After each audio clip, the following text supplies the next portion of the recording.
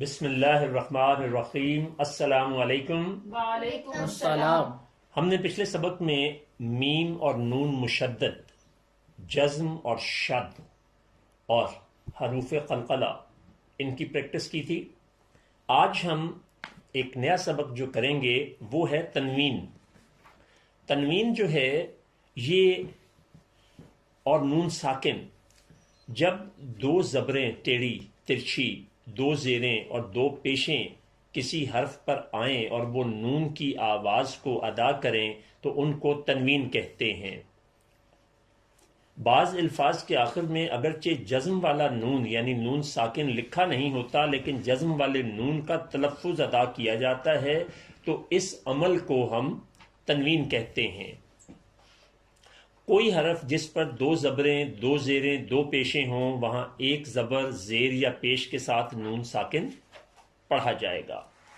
اچھا، عربی اور اردو کا ایک فرق یہ ہے کہ یہ تنوین جو ہے اردو میں بھی استعمال ہوتی ہے، پنجابی میں بھی ہوتی ہے، لیکن صرف دو زبروں کے ساتھ، جبکہ عربی میں دو زیروں اور دو پیشوں دونوں کے ساتھ ہوتی ہے۔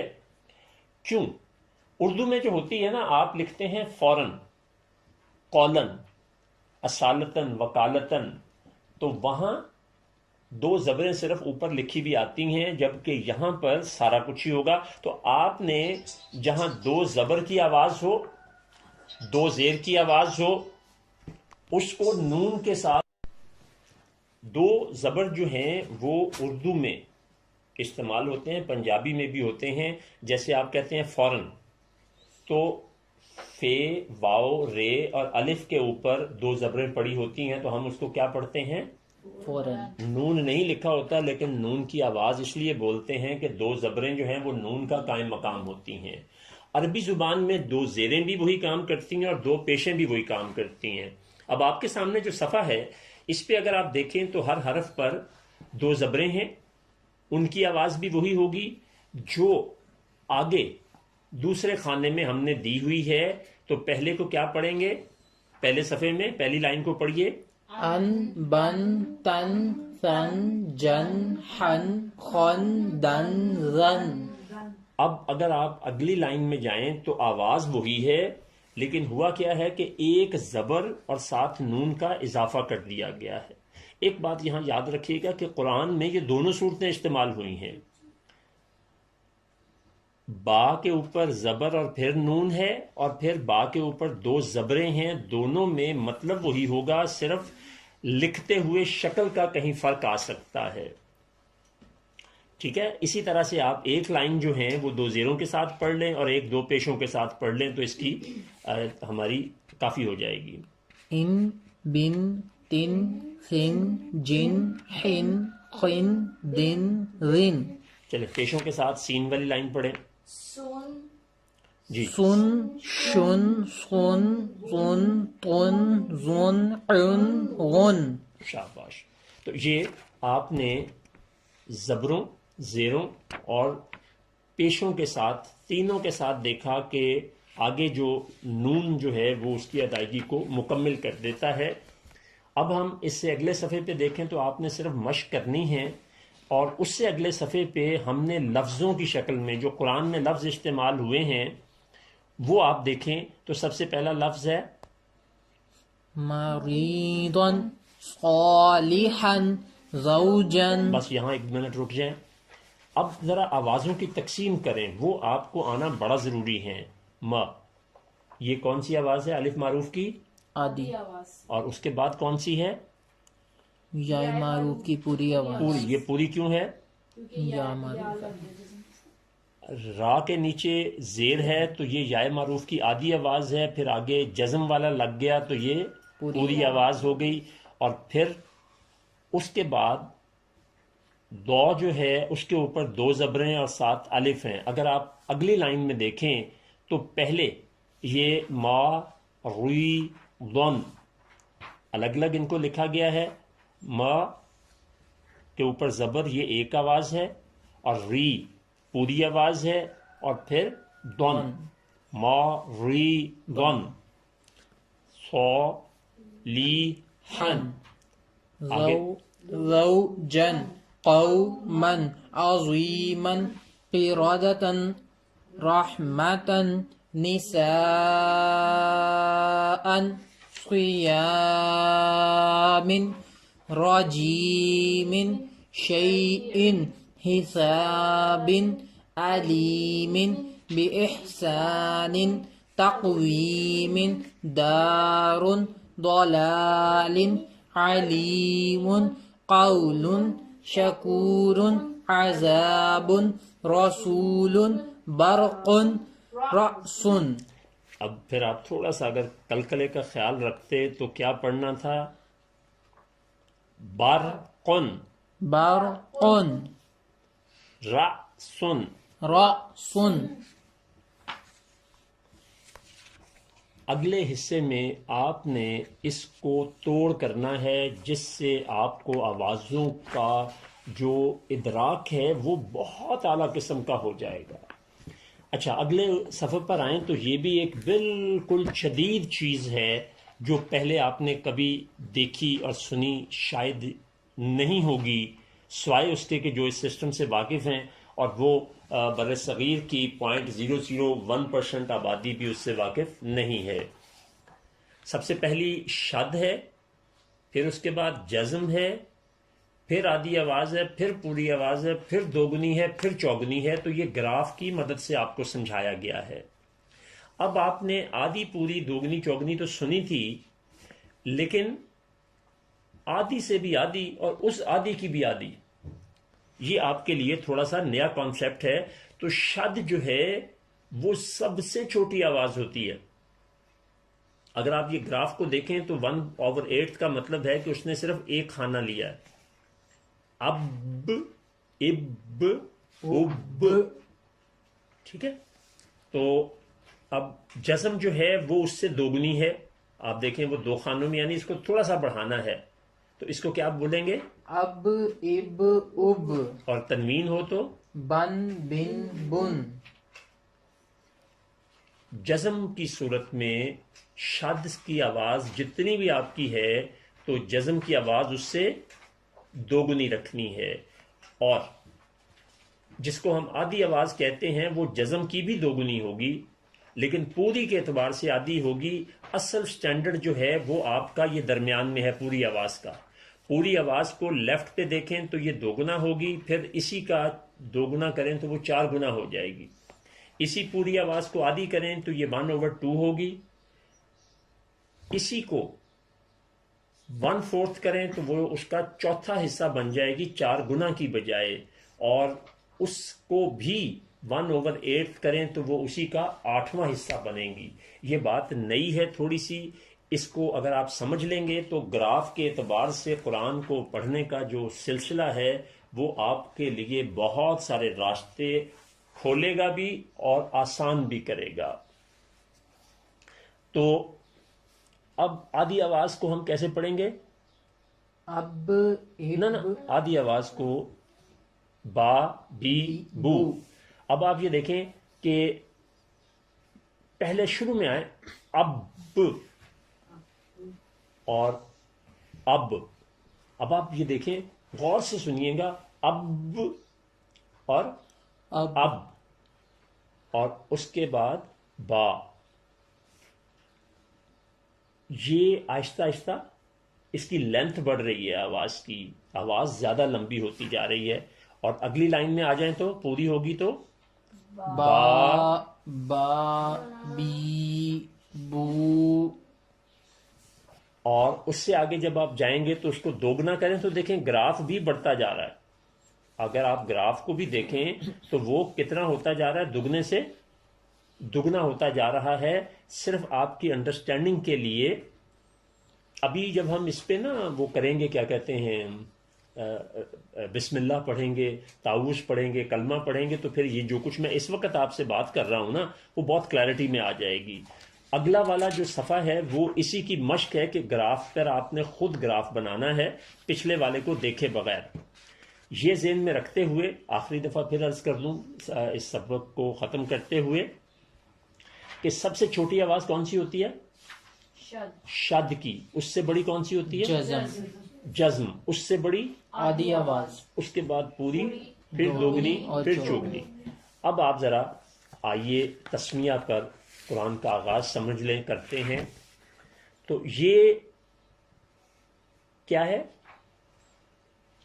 बे यानी बा के नीचे जेर है, तो ये कौन सी आवाज है? याए मारूफ की आधी आवाज, आधी आवाज है। और उसके साथ सीन जो है वो क्या है? सीन जज्म वाला है, जज्म के साथ है। तो ये अकेला तो नहीं पढ़ा जाएगा ना, पिछले हर्फ के साथ मिलके पढ़ा जाएगा। तो इसको क्या पढ़ेंगे? बिस, बिस। बिस, आगे मिल, मिल, चूंकि जज्म के बाद क्या होता है कि आवाज रुक जाती है, पिछले के साथ अदा होते। बिस यहां भी रुक गई, मिल यहां भी रुक गई। आगे ला, आगे हिर, राह, फिर राह, निर, राहीम। ये 5 से 7 गुना, यानी पिछली पूरी आवाज के साथ थी। अब इससे पहले जरा आप ऊपर आइए, ये देखिए ना जो लिखा हुआ है। अब आपने लोगों को पढ़ते देखा होगा। बिस्मिल्लाह पढ़िए जरा। बिस्मिल्लाहिर्रहमानिर्रहीम। लोगों को पढ़ता देखिएगा, वो आपको बहुत सारे लोग बिस्मिल्लाहिर्रहमान नहीं कहेंगे, बिस्मिल्लाहिर्रहमान या इर्रहमान निर्रहीम, आपको इस तरह बोलते मिलेंगे। उनको आवाज़ों का और हरूफ तजवीद का इदराक नहीं है, जैसे आपको हो चुका है। अब उसके बाद क्या किया गया है कि इसके तोड़ किए गए हैं, हिज्जे बनाए गए हैं, तमाम हरूफ को लिखा गया। इस पे ज़रा गौर फरमाएं आप सब लोग। पहला हर्फ क्या है बिस, ना? पहला हर्फ क्या है? बिस्मिल्लाह, हाँ। बा, बा आधी आवाज के साथ है, सीन जज्म के साथ है, फिर मीम आधी आवाज के साथ, आधी आवाज के साथ है। अलिफ के ऊपर कोई हरकत नहीं है, तो तोड़ में हम उसको शामिल नहीं करेंगे। लाह, लाह, तो एक लाम जो है वो जज्म की वजह से पीछे आ गया और दूसरा लाम आगे आ गया, उसके ऊपर खड़ी जबर आ गई।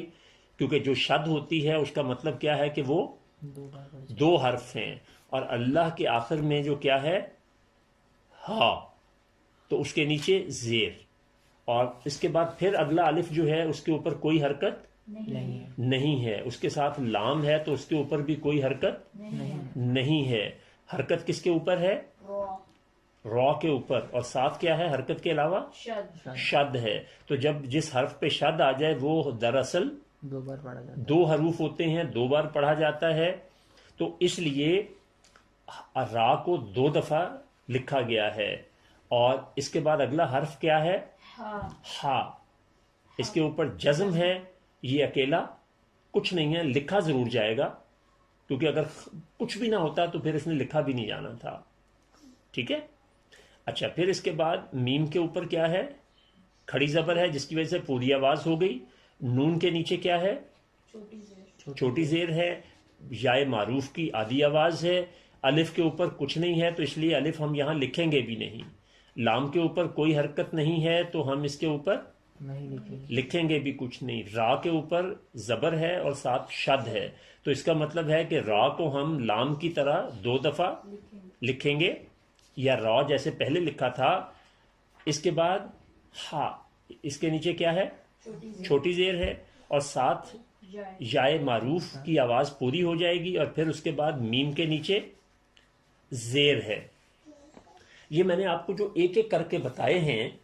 अब हम ये देखें कि अब यहां से हमने जोड़े बनाने हैं। क्या करने हैं? जोड़े बनाने हैं। अब बे के नीचे जेर है, इसके बाद सीन है। सीन अकेला तो कुछ नहीं है ना, तो ये किसके साथ मिलेगा? तो क्या बन गया? बिस, तो ये पहला जोड़ा बन गया। ठीक है। इसी तरह अगला जोड़ा मिल। उसके बाद वो वाला जो पूरी आवाज का लाम है वो अलग ही आएगा। ठीक हो गया जी। इसी तरह हा जो है इसके नीचे जेर है, और ये जो अगला रॉ है इसके ऊपर चूंकि शद का एक हिस्सा है, तो ये दोनों मिल जाएंगे। हा के बाद जो रा है इसके ऊपर कोई हरकत नहीं है। ٹھیک ہے، تو یہ جزم اور شد ہی کا حصہ ہے. تو جزم اور شد خود کچھ نہیں ہوتے، اپنے سے پچھلے حرف کے ساتھ ملتے ہیں. تو یہ ہر، آپ دیکھیں گے کہ اکثر لوگ بسم اللہ الرح ہر راہ نہیں کوئی کہتا. آج آپ جتنی تفصیل میں اس کو دیکھ رہے ہیں تو آپ اس کو ہر، اس کے بعد را کے اوپر زبر ہے اور ساتھ ہا ہے. ہا کے اوپر چونکہ جزم ہے تو اس نے کس کے ساتھ ملنا ہے؟ پچھلے حرف کے ساتھ. تو یہ ہم نے راہ یہ لفظ اکٹھا ہو گیا. میم کے اوپر کھڑا زبر ہے، یہ پوری آواز ہے، تو یہ ایسے ہی آئے گا. اس کے بعد اب آپ بتائیے آگے کیا ہوگا. نون کے نیچے زیر ہے، یہ کس کے ساتھ ملے گا؟ را کے ساتھ. نر بن گیا.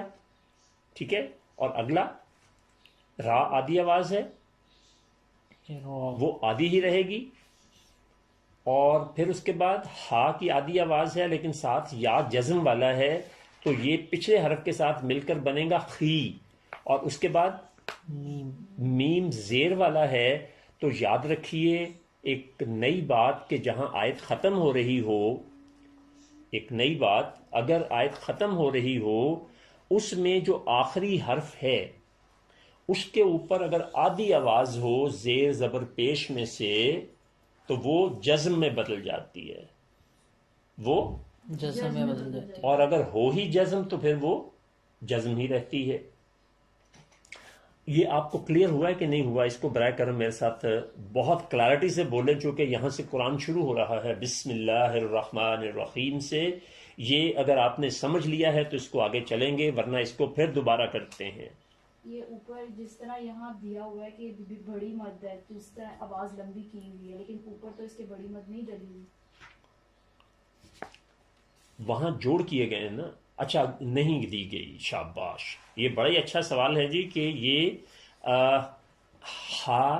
ہائی جو ہے، ہا اور چھوٹی یا جو ہے اس کے اوپر بڑی مد ہے، جبکہ جب اوپر لکھا گیا ہے تو اس میں تو نہیں لکھی گئی. اس کا بھی ایک بیسک فنڈامنٹل ہے. جس طرح سے میں نے کہا کہ اگر آیت ختم ہو رہی ہو، اس کے بعد جو آخری حرف ہے اس کے اوپر اگر آدھی آواز ہے تو وہ جزم میں بدل جائے گی.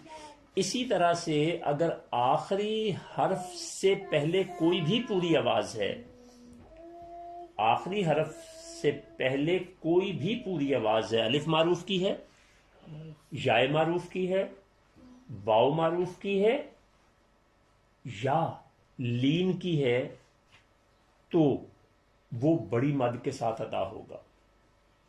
سورہ فاتحہ اس کی بہترین مثال ہے کہ ہر آیت جو ختم ہوتی ہے تو الحمدللہ رب العالمین الرحمن الرحیم مالک یوم الدین، تو ہر کسی کو ہم اینڈ کیا کر رہے ہیں؟ تو یہ اس نقطہ نظر سے سمجھنے والی بات ہے. شاباش، بڑا ہی اہم سوال تھا کیونکہ یہ کنفیوژن آ سکتی تھی کہ بڑی مد کہاں سے آ گئی ہے، اوپر تو نہیں دی گئی. جی اور کسی کا کوئی سوال ہو؟ اب آپ کو یہ کلیئرٹی ہو گئی ہے. جی اب آپ اس کو نا توڑ کے ساتھ پڑھیے. بس مل مل ہاں لا لا ہر ہر رہ ما نر نر راہ را ہیم خیم.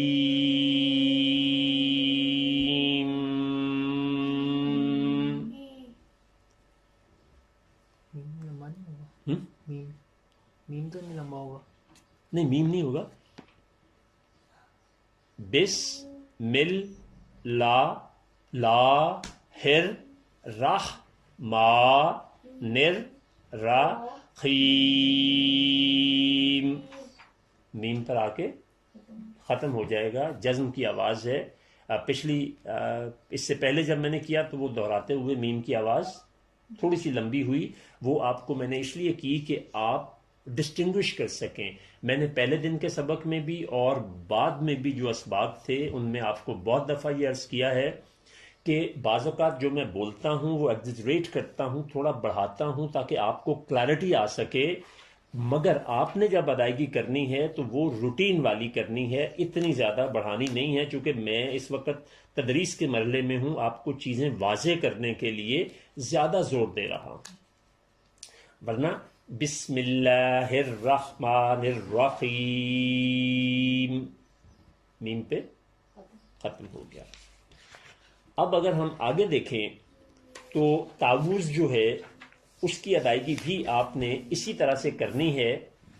اب اس میں بھی دیکھیں، آپ نے چونکہ واو معروف کی آواز سمجھ لی ہے تو اس کو کیا پڑھیں گے؟ ا او ا او زو بل لا لا ہی منش. مینش یہ منش کیوں کہا؟ کیونکہ نون کے اوپر زبر ہے شین اور شین کے اوپر شد ہے، الف اور لام کے اوپر کوئی حرکت، تو یہ نون کے ساتھ شین نے شامل ہونا تھا.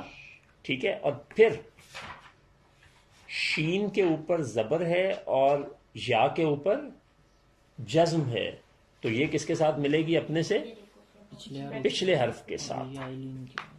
ٹھیک ہے، اب ہم نے پہلے مرحلے میں اس کے تمام حروف کو لکھنا ہے. حروف وہی لکھنے ہیں جو بولے جاتے ہیں. یہ دوبارہ سنیے، حروف وہی لکھنے ہیں جو بولے جاتے ہیں. الف کے اوپر زبر ہے تو یہ آ گیا پورا. اس کے بعد آگے الف پہ زبر نہیں ہے. او آئین کے اوپر پیش ہے اور ساتھ جزم ہے، تو یہ بھی لکھے جائیں گے، لیکن او جو ہے وہ جوڑے کی شکل میں لکھا جائے گا کیونکہ واؤ کی اپنی الگ آواز جزم کے ساتھ نہیں ہوتی. اس کے بعد زو جو نرم کر کے بولنا آپ کو بتایا تھا، یہ آدھی آواز ہے. پھر اس کے بعد بل، یہ ویسے تو بی کے نیچے زیر ہے اور ساتھ جو الف ہے اس کے اوپر کوئی حرکت نہیں ہے. تو اب اگر آپ یہ کہیں کہ یہ آواز پوری ہے تو یہ پوری نہیں ہوگی. اگر زبر ہوتی تو پھر اس آواز نے پورا ہونا تھا.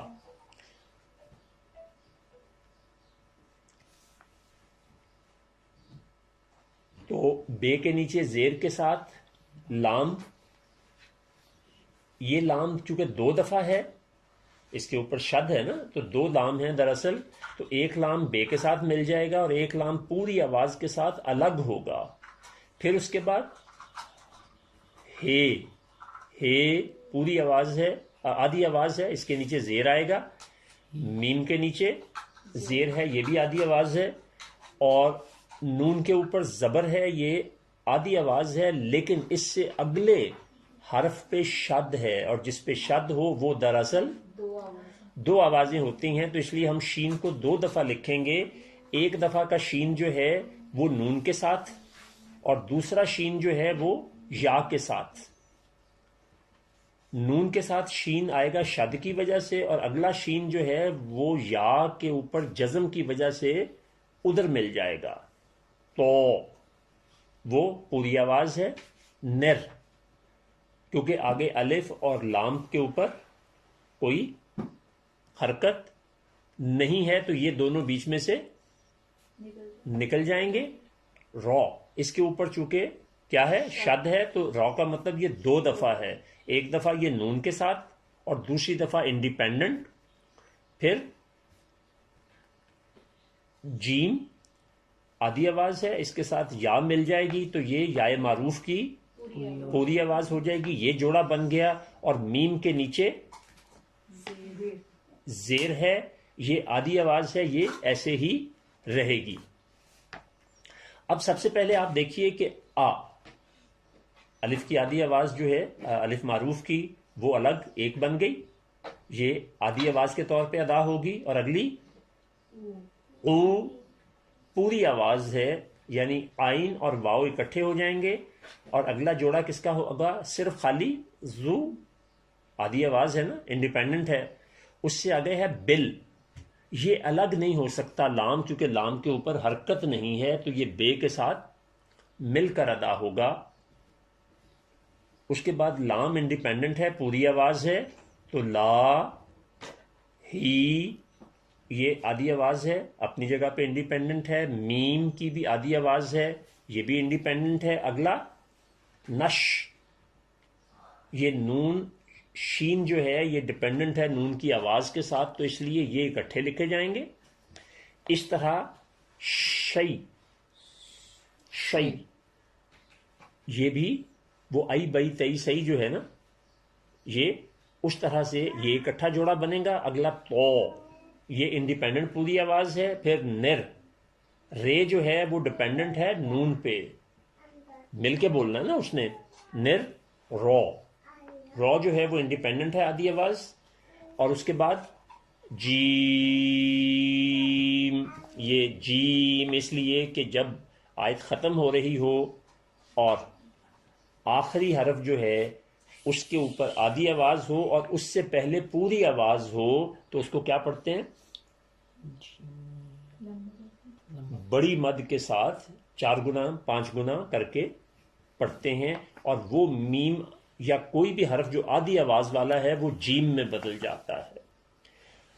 اس کو بار بار دیکھیے، یہ مکمل ہوگا تو پھر ہم آگے. اس کے بعد کلمہ طیبہ ہے، تو اس کو بھی یا آج 2 چیزیں رہنے دیتے ہیں تاکہ آپ کو نا یہ ایک بالکل نیا کانسیپٹ ہے گراف کے ساتھ پڑھنے کا، اور ایک نیا تجربہ بھی ہے.